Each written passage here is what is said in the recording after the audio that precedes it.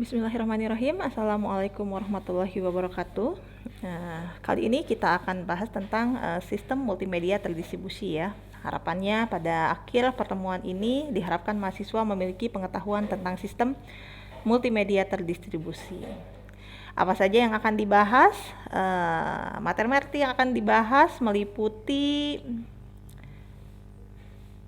pendahuluan ya, karakteristik data multimedia, manajemen kualitas of service ya, negosiasi QoS, kontrol penerimaan, manajemen sumber daya, penjadwalan sumber daya, adaptasi sistem, scaling dan filtering.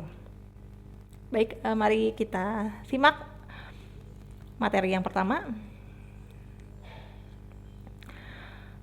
Baik teman-teman semua ya, komputer modern itu kan dapat menangani aliran data ya, yang terus-menerus ya. Data di sini yang berbasis waktu seperti misalnya audio ya, video digital. Nah itu kan harapannya dapat ditangani dengan baik tanpa masalah.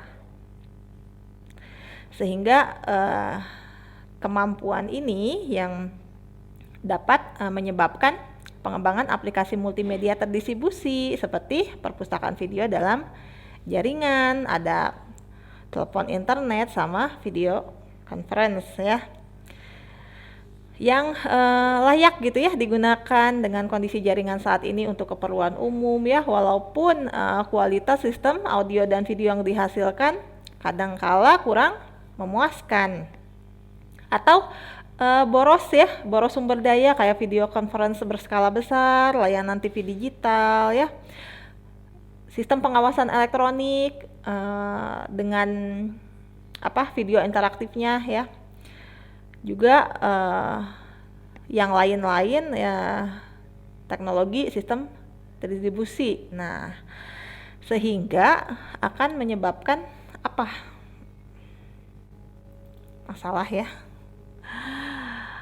masalahnya aplikasi multimedia menuntut pengiriman tepat waktu terhadap aliran data multimedia kepada pengguna akhir.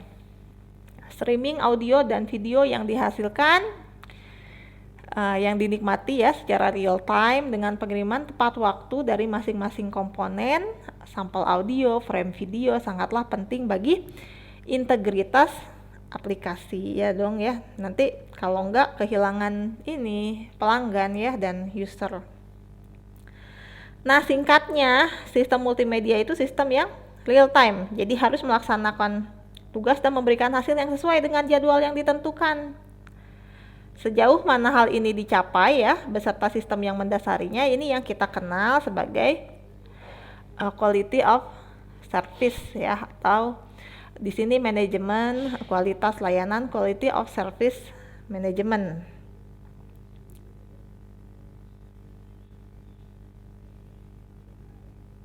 Kita lanjutkan.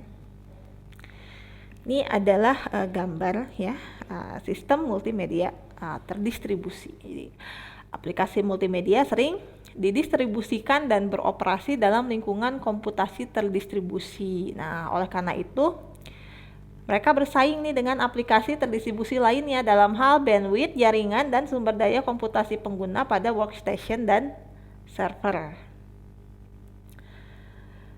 Kita bisa lihat di sini ada local network ya.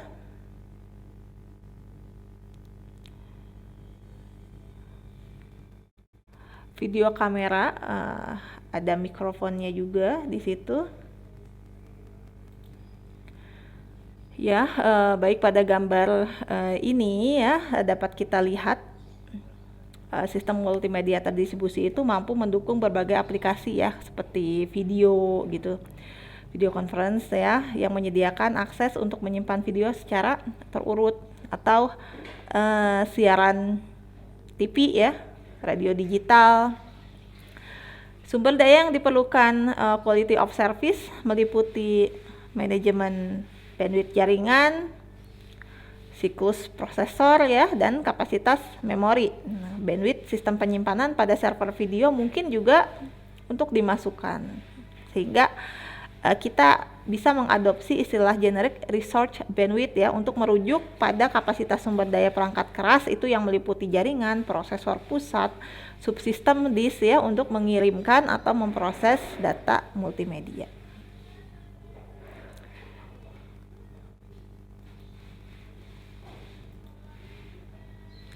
Kita lanjutkan di manajemen quality of service. Sistem manajemen quality of service dimaksudkan untuk memenuhi semua kebutuhan, mengelola sumber daya yang tersedia secara dinamis dan menyediakan alokasi yang beragam sebagai respons terhadap perubahan tuntutan dan prioritas pengguna. Sebuah sistem manajemen quality of service harus mengelola semua perhitungan dan komunikasi sumber daya yang dibutuhkan untuk memperoleh, memproses, ya, dan mentransmisikan aliran data multimedia, terutama ketika sumber daya dipergunakan bersama antar beberapa aplikasi. Jadi sangat penting sekali ya manajemen QoS ini.